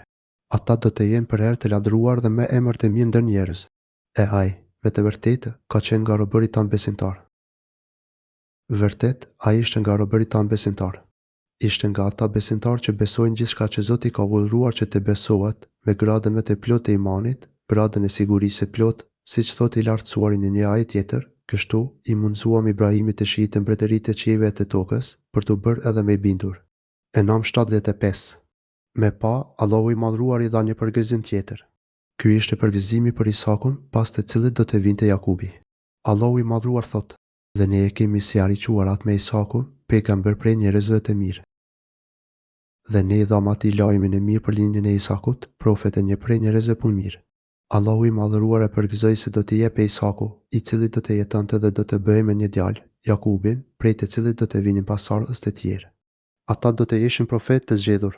Si shihet, këto ishin përgëzimet e një pasnjëshme. Dhe ne e bekuam atë dhe Isakun, por në mesin e pasardhësve të tyre ka besimtar dhe zullumçar të hapur për veten e vet. Ne e bekuam atë dhe Isakun. Ndër pasardhësit e tyre do të ketë njerëz punë mirë, por do të ketë edhe nga ata që e ngarkojnë shpirtin dukshëm me gjunahe. Kuptimi, ne zbritëm mbi ta bekati e bekime të shumta. Allahu i madhruar do të dhuronte diturit e madhe dhe të dobishme dhe do t'i bënte që të punonin dhe të ishin adhurues të mirë. Nga këta dy fëmijë, Ismailin dhe Isakun, Allahu do të përhapte në botë 3 popull të mëdhenj. Nga Ismaili do të sillte popullin arab dhe profetin më të zgjedhur të fundit të kohës, Muhamedin as. Ndërsa nga Isaku do të vinte populli i bijve të Izraelit dhe populli i rumakëve pasardhës të Isakut. Megjithatë, por do të ketë edhe nga ata që e ngarkojnë shpirtin dukshëm me gjunahe. Pra, jo të gjithë do të jenë të mirë. Prej tyre do të ketë të mirë, por edhe të këqij. Do të ketë të drejtë, por edhe të padrejtë ose keqbërës të mëdhenj, të zhytur në mohimin e Zotit dhe idhujtari. Kjo u tha në mënyrë që të mos keqkuptohej fjala, ne e bekuam atë dhe Isakun. Domethënë, ky bekim nuk do të kalonte tek të gjithë pasardhësit e tyre. Sidoqoftë, Allahu është më i ditur. Ne e kemi dhuruar Musajin dhe Harunin. Ne i dham Musajit të Harunit mirësi të shumta, dhe i shpëtuam ata dhe popullin e tyre prej mjerimit të madh. Ne i ndihmuam, prandaj ata ngallënjyen. Ne u dham atyre të dyve një libër të qartë, dhe i udhëzuam në rrugën e drejtë. Allahu i lartësuar na tregon mirësitë e shumta që u dhuroi dy profetëve dhe adhuruesve të tij të dashur, Musajit dhe Harunit, dy bijve të Imamit. Ai dalloi ata duke i bërë profet dhe ndër më të daluarit që ftuan njerëzimin në rrugën e Zotit. Ai i shpëtoi ata të dy dhe popullin e tyre nga faraoni dhe ushtrit e tij dhe i bëri të triumfonin kundër tyre. Madje Zoti i mbyti ata mu para syve të bijve të Izraelit. Ai u shpallë atyre një libër madhështor dhe të qartë, Teuratin. Në atë libër ishin drita e ligjit të Zotit dhe shpjegimi për gjithçka. Allahu i drejtoi Musajin dhe Harunin në rrugën e drejtë dhe të qartë, duke u shpallur atyre ligje dhe dispozita të drejta që të afronin tek ai dhe i bëri ata të denjët që t'i zbatonin e të jetonin sipas tyre. Të gjitha këto ishin nga mirësitë e shumta që Zoti u dhuroi atyre, dhe i kemi shpëtuar ata të dy dhe popujt e tyre nga mjerimi i madh. U tefsiru sura es, Safat, ajeti 114, dhe ne ndihmuam ata e ata u bën fitimtar. U tefsiru sura es, Safat, ajeti 114, dhe u dham atyre librin e qartë. U tefsiru sura es, Safat, ajeti 114, dhe ju uzuam ata dy në rrugë të drejtë. U tefsiru sura es, Safat, ajeti 114, dhe ne u lam kujtim të mirë atyre të dyve në mesin e brezave të mëvonshme. Ne kemi lënë për ta një kujtim të mirë ndër brezat e mëvonshëm. Allahu bëri që ata të kishin emër të mirë ndër brezat e mëvonshëm. Përshëndetja e madhe qoftë mbi Musajin dhe Harunin. Paqja qoftë mbi Musajin dhe Harunin. Kështu i shpërblim neve për mirët. Vërtet, ata të dy ishin nga robërit tanë besimtarë. Këto janë shpërblimet dhe premtimet e Zotit për besimtarët bamirës. Ja, me të vërtet, kështu ne i shpërblim bamirësit. U tefsiru sure es, Safat, ajeti 120. Në të vërtet, ata dy janë nga robërit tanë besimtarë. U tefsiru sure es, Safat, ajeti 120. Dhe, me të vërtet, Iljasi ka qenë njëri prej pejgamberëve. Edhe Iljasi që e prej të dërguarve tanë. Kujto, kur ai tha popullit e vet, a nuk keni frikë. Allahun Abal it. Idhull po i luteni dhe e braktisni me të mirin krijues, Allahun, Zotin tuaj dhe Zotin e tërve tuaj të hershëm. Pikë ditë se Allahu i lartësuar e lëvdon adhuruesin e tij të dashur dhe profetin e tij, Iljasin as. Ai e dalloi atë duke i dhuruar profetësinë dhe duke e bërë ftues në rrugën e drejtë. Iljasi e urdhëroi popullin e vet që t'i friksoheshin dhe bindeshin Allahut dhe ta adhuronin si një të vetëm. Ai ndaloi dhe paralajmëroi ata që të largoheshin nga idhujtaria dhe pikërisht nga adhurimi i një idolli që e quanin Beali. Ata kishin praktisur adhurimin e Allahut, i cili krijoi të gjitha krijesat në formën më të mirë, ai që kujdeset dhe rregullon çështjet e tyre. Allahu dhuroi atyre mirësi të shumta, të shfaqura dhe të fshehura. Duke i këshilluar, Iljasi u tha: si e braktisni e ktheni shpinën adhurimit të Allahut, që ka këtë cilësi, dhe i dedikoheni adhurimit të një pute, që nuk ka në dorë të sjellë dëm apo dobi, që nuk mund të krijojë gjë, që nuk mund të furnizojë, madje as mund të kujdeset për veten e të flasë. Pikëçuditësa nuk është kjo humbja dhe çmenduria më e madhe. Pikëçuditëse. Përkujtoje kur i tha popullit e vet, a nuk po i friksoheni Perëndis? U tefsiru sure es, Safat, ajeti 123. Vallë, a i luteni ju balit lloj idhulli, ndërsa e lëni krijuesin më të mirë. U tefsiru sure es, Safat, ajeti 123. Allahun, Zotin tuaj dhe Zotin e të parve tuaj të lashtë. U tefsiru sure es, Safat, ajeti 123. Ata e konsideruan gënjeshtarat dhe për këtë shkak, me siguri, do të mbeten në dënim. Por ata përgënjeshtruan atë, prandaj të gjithë do të jenë në xhenem. Ata refuzuan që t'i bindeshin dhe që të pasonin rrugën e tij. Për këtë arsye, duke i kërcënuar me ndëshkim, Allahu i Madhruar thotë, të gjithë do të jenë në xhenem. Kështu, Allahu i Madhruar i kërcënoi me dënim në ditën e gjykimit dhe nuk përmendi ndonjë ndëshkim në këtë jetë për ta, ose robërve të sinqertë të Perëndisë. Përveç robërve të sinqertë të Allahut. Të vetmit që shpëtojnë nga ky kërcënim janë ata që Allahu i pastroi dhe zgjodhi për veten e tij. Ata ndjekin profetin e Zotit. Ata nuk do të jenë në ndeshkem, por do të kenë shpërblimet e mëdha nga Zoti i tyre. Dhe ne lam atij kujtim të mirë për brezat e mëvonshëm. Dhe ne lam një kujtim të mirë për të ndër popujt e arshëm. Edhe për Iljasin bëm emër dhe fam të mirë ndër njerëzit e mëvonshëm. Përshëndetja e madhe qoftë për Iljasin. Paqja qoftë mbi Iljasin. Selami qoftë mbi Iljasin nga Allahu dhe nga robërit e tij. Ja, kështu ne i shpërblejmë bamirësit. Kështu i shpërblejmë neve për mirët. Vërtet, ai ishte nga robërit tanë besimtarë. Kështu e lëvdoi Allahu Iljasin, ashtu siç lëvdoi vëllezërit e tij profet. Ai i lëvdoi për besimin e pastër dhe për veprat e mira e të sinqerta. E ai, me të vërtetë, ka qenë nga robërit tanë besimtarë. U tefsiru sure es, Safat, ajeti 131. Dhe, me të vërtetë, Luti ka qenë njëri prej pejgamberëve. Edhe Luti që e prej të dërguarve tanë. Kujto, ku ne e shpëtuam atë dhe familjen e tij. Allahu i Madhruar lëvdon profetin e tij të dashur Lutin. Ai e dalloi atë duke e bërë profet. Luti ishte ftuesi njerëzve në rrugën e Zotit dhe mësuesi të mirës. Ai e paralajmëroi popullin e tij që t'i largoheshin sheku dhe poshtërsia. Me pas, kur ata nuk e dëgjuan dhe nuk pranuan të bindeshin, Allahu i Madhruar e shpëtoi Lutin dhe familjen e tij. Ata u nisën në udhëtimin e shpëtimit natën e herët, duke shpëtuar nga dënimi i ashpër që e mbuloi atë vend. Përkujtoi kur ne e shpëtuam atë dhe tërë familjen e tij. O tefsiru sure es, Safat, ajet 133, pos plakës që kam mbetur me të tjerë të dënurarit. Përveç një plake, gruas e tij, që mbeti me të dënuarit. Ajo ishte gruaja e Lutit. Ajo mbeti me ata që u ndeshkuan, sepse nuk e pasoi fen e Lutit dhe e refuzoi besimin e tij. Pastaj i zhukëm të tjerët. Pastaj ne i shkatëruam të tjerët. Allahu i lartësuar e ktheu përmbys atë vend. Në ajetet e tjera thuhet, në kohën e lindjes së diellit, ata i përshiun një ushqim me tmeshme. Dhe ne i përmbysëm qytetet dhe lëshuam mbi ta rishje si detin e pjekur. Mbetën ashtu derisa u ftohen. Dhe me të vërtetë, ju kaloni pranë tyre në mëngjes. Ju o banorët e Mekës me siguri kaloni aty pranë. Arënojave ditën dhe natën, gjatë udhëtimeve. Ju kaloni pranë vendbanimeve të tyre gjatë ditës dhe natën. Ju kaloni shpesh në ato vende dhe e dini shumë mirë se çfarë u ndodhi atyre. Dhe natën, a nuk po mendoni? Atëherë, a nuk po logjikoni? A nuk mendoni për këto shenja argumentet e lëna nga Zoti dhe të hiqni dorë nga çdo veprim që është i dënueshëm? Pe çuditse. Dhe, me të vërtetë, Yunusi ka qenë njëri nga pejgamberët. Edhe Yunusi qenë nga të dërguarit tanë. Allahu i Madhruar e lëvdon adhuruesin dhe profetin e tij të dashur, Yunusin të birin e Metas, ashtu siç lëvdoi edhe vëllezërit e tij profet. Ai e dalloi atë duke e bërë profet dhe e ngarkoi me misionin që të ftonte njerëzit në rrugën e Allahut. Allahu i Madhruar na tregon se Yunusi ka lënë një sprovë, por ai e shpëtoi për shkak të imanit të qetur dhe për shkak të veprave të tij të mira. Përkujtoi kur ai ku deri te anija e mbushur për plot. Kujto kur ai vrapoi, si një rob i arratisur drejt anijes që ishte e mbushur plot e për plot, me udhëtar. Dhe hodhi short, me udhëtarët se kush duhej flakur nga anija, por humbi. Ndaj e hodhën në det. Yunusi u largua duke bërë kështu një vepër që Zoti nuk e donte. Ai mendoi se Zoti nuk do ta ndeshkonte për të. Allahu i Madhruar nuk ka treguar se çfarë vepre bëri Yunusi, që ai nuk e pëlqeu, sepse, me sa duket, është e panevojshme, në të kundërt, do të na kishte njoftuar.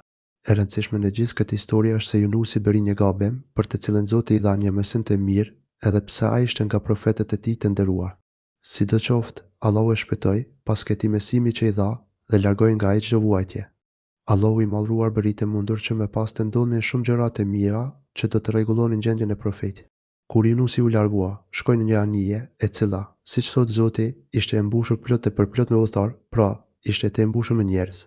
Kur pan se anija ishte të masa e rënduar dhe në rrezik për të mbytur të gjithë, njerëzit vendosën që ta lehtësonin peshën e saj duke hedhur në det disa nga udhëtarët. Duke qenë se nuk mund ta zgjidhnin se kë do të hidhnin, ata vendosën ta bënin me short. Kujt i binte shorti, do të hidhej në det. Kur Allahu i lartësuar dëshiron diçka, e lehtëson rrugën e realizimit të saj. Allahu tha, dhe hodhi short me udhëtorët se kush duhej flakur nga anija, por humbi ndaj e hodhën në det. Pra, shorti i ra Yunusit se, dhe kështu ata hodhën në det. Dhe hodhi shortin me detarët, e ai ishte njeri prej tyre që i ra shortit të hidhet në det. U tefsiru sure es, Safat, ajet 140, dhe peshku e përbiu atë, e ai ishte i qortuar. Atë e gëlltiti peshku i madh dhe e meritoi atë dënim. Një peshk i madh e gëlltiti Yunusin pikërisht sepse ai kishte bërë një vepër që kishte zemëruar Zotin. Por Allahu i lavdëruar thot, dhe po të mos ishte nga ata që i lutën Zotit. E sikur të mos kishte qenë prej atyre që e madhrojnë shumë Zotin. Me të spi, ai do të mbeti në barkun e peshku deri në ditën e ringjalljes. Me parë, Yunusi kishte qenë adhurues i mirë dhe lavdëronte Allahun me të spi dhe tamit. Madje, edhe në barkun e peshkut të madh, ai luti me përgjeri me pendim, kujtu edhe dhe, nunin Yunusin kur iku i zemëruar prej popullit të tij dhe mendoi se nuk do ta dënonin. Por, në thellësitë e errësirës, ai tha, nuk ka zot tjetër të deni për adhurim përveç teje. Qosh i lavdëruar. Unë i bëra pa drejtësi vetës sime. Ne ju përgjigjëm atij dhe e shpëtuam nga trishtimi. Kështu i shpëtojmë ne besimtarët. Yunus 87:88.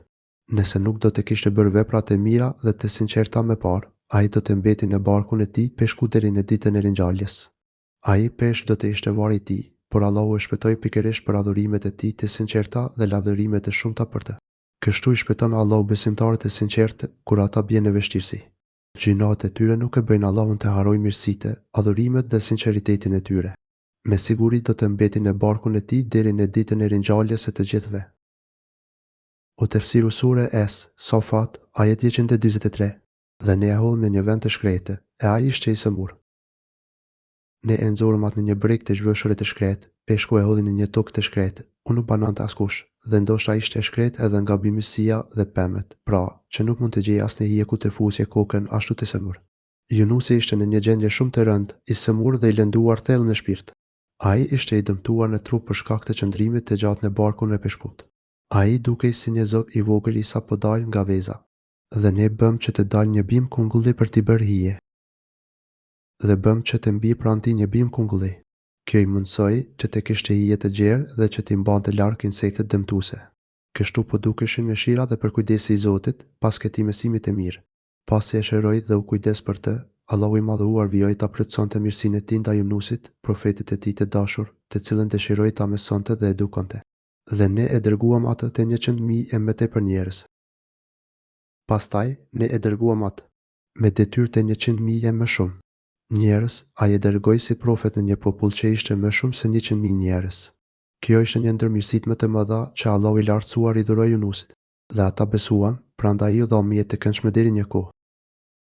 Dhe ata i besuan. Të gjithë ata e besuan dhe e pasuan Yunusin, dhe kështu ata do të përfshihen në peshorën e tij të mirësive. Ne i lëm të jetonin për një kohë. Zoti e largoi dënimin nga populli i Yunusit, edhe pse ai gati sa nuk i përfshiu të gjithë. I lartësuari thotë, përse nuk patin ndonjë vend, banorët e të cilit të besonin dhe tu bën të dobi besimi tyre, përveç popullit të Yunusit. Kur ata besuan, ne vua larguan dënimin poshtrues në jetën e kësaj bote dhe e lejuan të jetojnë deri në një afat të caktuar. Yunus 98. E pyeti ata Muhamedi, vallë, a për Zotin tënd janë vajzat e për ta djemt? Tani pyeti ata, o Muhammed, vallë Zotit tënd i takojnë vajzat, kurse atyre u takojnë djemt. Pyeti këta idhujtar, që adhurojnë idhuj ose meleket, duke pretenduar se meleket janë bijat e Allahut. Folu atyre që i bëjnë shirk Zotit dhe e përshkruajnë atë me diçka që nuk i shkon madhështisë së tij. Vallë, Zotit i takojnë vajzat, kurse atyre djemt. Ky është një gjykim shumë i keq, së pari, sepse pretendon se Zoti ka fëmijë dhe, së dyti, pretendon se atij i takon ajo kategori e fëmijëve që konsiderohet më pak e preferuar ndër ju dhe të cilën ju nuk i doni për veten tuaj. I Madhëruari thot në një ajet tjetër, ata shpifin se Allahu ka si fëmijë vajzat, i pastër qoftë ai nga përshkrimet e tyre. Ndërsa për veten e tyre zgjedhin çfarë ua ka enda djemt. Kur ndonjëri prej tyre përgëzohet se i ka lindur vajzë, fytyra i nxihet dhe ai mbushet plot dëshpërim. Fshihet prej njerëzve për shkak të së keqes që i përcjellin. Ata mbajnë atë ashtu i turpëruar apo ta mbulojnë atë gjallën edhe. Sa i keq është gjykimi i tyre. Në Al 57-59. Ata bën padrejtësi edhe në një aspekt tjetër, kur thanë se melekët janë bija të Zotit. Për këtë arsye, Allahu i Madhëruar e nxjerr në pa mashtrimin e tyre kur thotë: ose ne i krijuam engjëjt si femra, ata ishin dëshmitar për këtë. Mos vallë ne i krijuam melekët femra dhe ata ishin dëshmitar. Mos vallë ishin dëshmitar kur Zoti i krijoi melekët. Kjo tregon se ata i thanë ato fjalë pa asnjë lloj detyrie, pra, ishte thjesht trillime pa bazë për Zotin. Të shumta janë shpifjet dhe trillimet e tyre për Zotin. Ja pra, ata për shkak të gënjeshtrave të veta thonë. Vini re se si tillojnë e thonë, Allahu ka lindur fëmijë. Duke gënjur haptas, ata thanë, Allahu ka lindur fëmijë. Zoti ka lindur fëmijë, ata në të vërtetë janë gënjeshtar. Nuk ka dyshim se ata janë gënjeshtar. Pa dyshim që kjo është gënjeshtër dhe ata janë mashtrues. Vallë, a vajzat i ka zgjedhur ai para djemve? Mos, vallë, ai ka bërë vajzat me të zgjedhura së djemt. Mos, vallë, Zoti bëri këtë përzgjedhje. Ç'është ky gjykim i padrejtë? Pekshuditse, çka keni si po gjykoni? Ç'është me ju, si gjykoni kështu? A nuk po mendoni? A nuk po mendoni fare në ato që thoni? Nëse do të mendoheshit, nuk do të nxjinit të tilla shpifje. A nuk po mendoni? Pekshuditse. U tefsiru sure es, Safat, ajeti 154. Apo ju keni argumente qartë? Apo mos vallë keni ndonjë provë të sigurt për atë që thoni? Pekshuditse mos, vallë, keni ndonjë argument të fortë dhe të qartë nga ndonjë shpallje e Zotit ose nga ndonjë profet? Asgjë nga këto nuk është dhe nuk do të ndodhë. Sillni ju librin tuaj, nëse thoni të vërtetën. Atëherë sillni librin tuaj, nëse thoni të vërtetën. Kështu, çdo kush që bën një pojim për Allahun e nuk sjell asnjë argument të pranueshëm nga ligji i Allahut, ai konsiderohet mashtrues dhe i padrejtë, që ka bërë një padrejtësi shumë të madhe, që ka folur për Allahun pa dije. Ata idhujtarët kanë bërë farefisnin në mes Zotit dhe engjëjve, kurse engjëjt e dinë se ata që flasin ashtu do të hidhen në zjarr. Ata idhujtarët kanë trilluar edhe lidhje farefisnore mes tij dhe gjindeve, por gjindet e dinë mirë se ata idhujtarët do të jenë në zjarr. Këta idhujtarë shpifin e thonë se melekët janë bijat e Allahut, kurse nënat e tyre janë femrat e gjindeve. Kështu, ata shpifin se mes Allahut dhe gjindeve ekziston një lidhje e tillë. E si mund të jetë kështu, kur gjindet e dinë mirë se do të ringjallen e do të merren në llogarin e ditën e gjykimit dhe do të dënohen në shpërblen si gjithë të tjerët. Piçuditsa ata janë thjesht robër dhe krijesa të dobëta, prandaj si mund të pretendosh se kanë një lidhje të tillë me Allahun. Lavdi Allahut, qoftë i pastër Perëndia nga ajo që ata ja përshkruajnë atij. I madhruar qoftë Allahu nga ajo që ata i përshkruajnë. Allahu është mbretëruesi i madhruar, ai është i plot, absolut, i butë dhe i mëshirshëm. Ai nuk nxitohet të ndeshkojë këta keqbërës që e përshkruajnë me këto atribute jo të vërteta, përveç robërve të sinqertë të Zotit që adhurojnë atë. Të gjithë ata trilluan gënjeshtra përveç robërve të sinqertë të Allahut. Ai dëshmon se ajo me të cilën e përshkruajnë besimtarët e sinqertë është e drejtë, sepse ata përshkruajnë atë vetëm me atë që është e drejtë dhe që i shkon madhështisë e tij. Për këtë arsye, ata quhen të sinqertë dhe të vërtetë.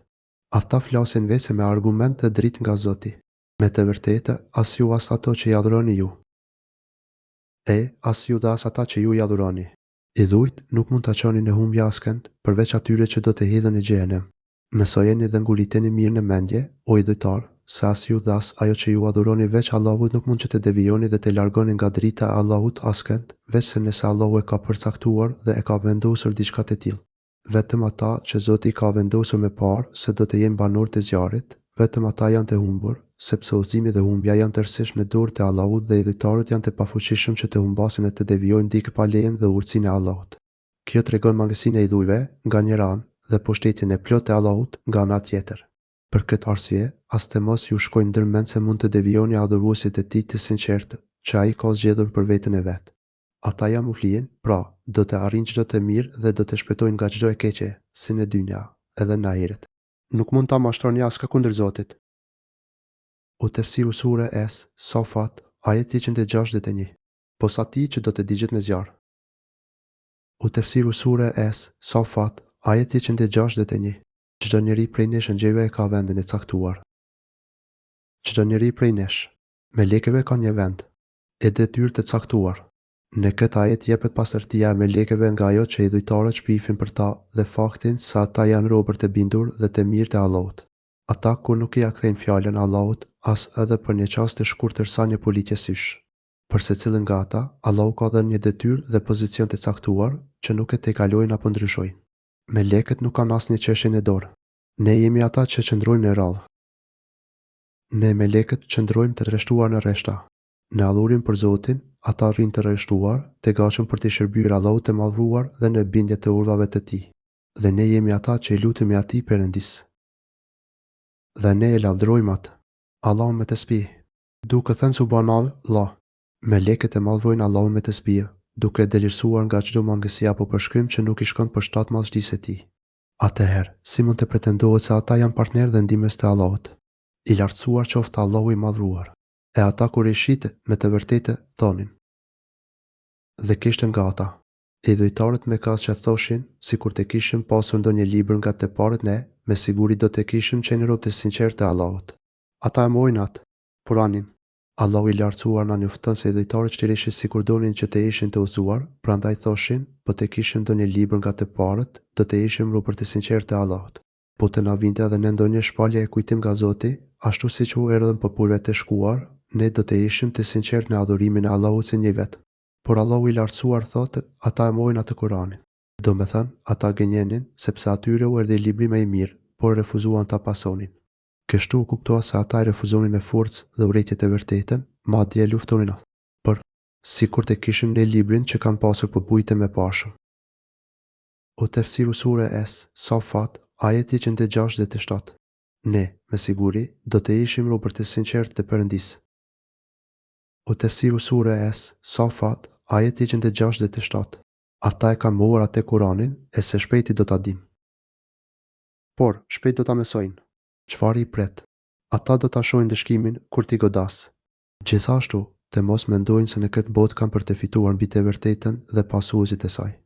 Allahu i lavdëruar thot: me të vërtetë, qysh moti është ditë përpëndimi për robërit tanë, pejgamberët. Tashmë, fjala jonë u është dhënë me parë robërve tanë të dërguar sa ata, pa dyshim do të ndihmohen nga ne dhe se forcat tona ato me siguri do të jenë gënjëtare. Ky është premtimi i Allahut që kur nuk mund të thyet. Të dërguarit dhe adhuruesit e tij të sinqert kanë për të triumfuar gjithmonë.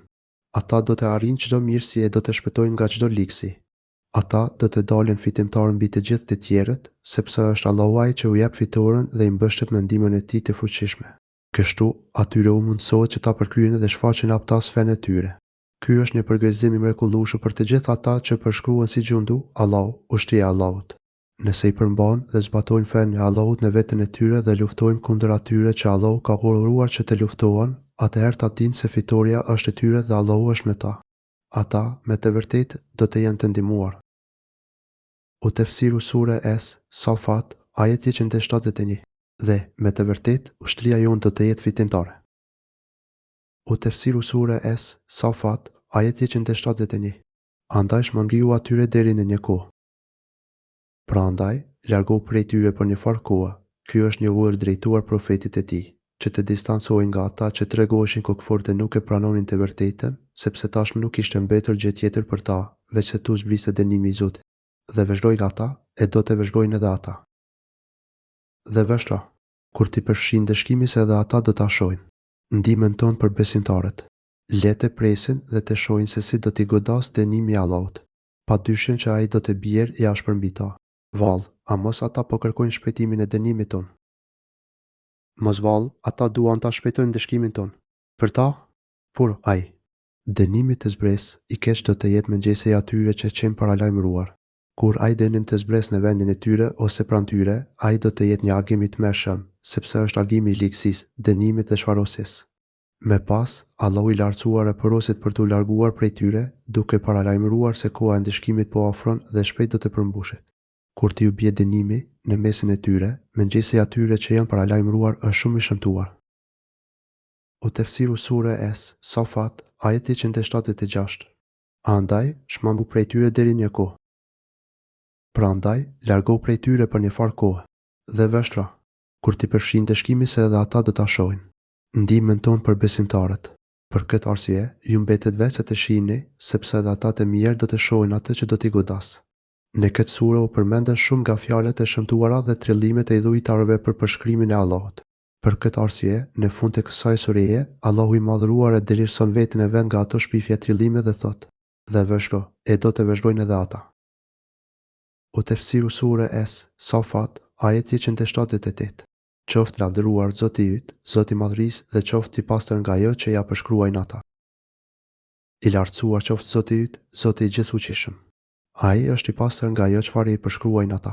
Pra, u dëlirsoft dhe lartësoft Zoti i krenarisë, nga dhimbtari, i cili ka nështruar gjithçka në pushtetin dhe fuqinë e tij. Allahu i madhëruar qëndron lart dhe larg çdo përshkrimi të padeni dhe të pavërtetë që idhujtarët bëjnë për të. Dhe përshëndetje e madhe qoftë mbi pejgamberët. Paqja e çdo mirësi qoftë mbi të dërguarit. E Allahut, paqja qoftë mbi të dërguarit, sepse ata janë të pastër dhe të ruajtur nga gjinohet dhe padrejtësitë. Ata janë të ruajtur në gjithçka me të cilën e përshkruajnë krijuesin e qiejve dhe të tokës. Dhe falënderimi qoftë për Allahun, Zotin e gjithësisë. Dhe të gjitha lavdërimet qofshin për Allahut, Zotin e gjithësisë. Të gjitha lavdërimet pa përjashtim, me të gjitha shkaqet dhe me të gjitha rrugët e tregimit të tyre i përkasin Allahut. Ai është i lavdëruar për të gjitha cilësitë e tij të plota dhe madhështore, për të gjitha veprat e tij të mrekullueshme, me të cilat ai kujdeset për të gjithë botën dhe rregullon çështjet e saj. Ai është i lavdëruar për të gjitha mirësitë që dhuron dhe për të gjitha fatkeqësitë dhe ligësitë që largon nga të cilat na ruan. Allahu kujdeset për krijimin e tij dhe për të gjitha çështjet e tyre, sa herë që ato lëvizin ose qëndrojnë në preje dhe në çdo gjendje e kohë. Allahu është ai që i bën të gjitha dhe kujdeset për gjithçka. Ai është i pastër, i dëlir dhe i lartësuar nga çdo mangësi e cenim. Ai është i lavdëruari, sepse është i plot dhe absolut në çdo aspekt. Ata e duan dhe e madhrojnë krijesat e zgjedhura.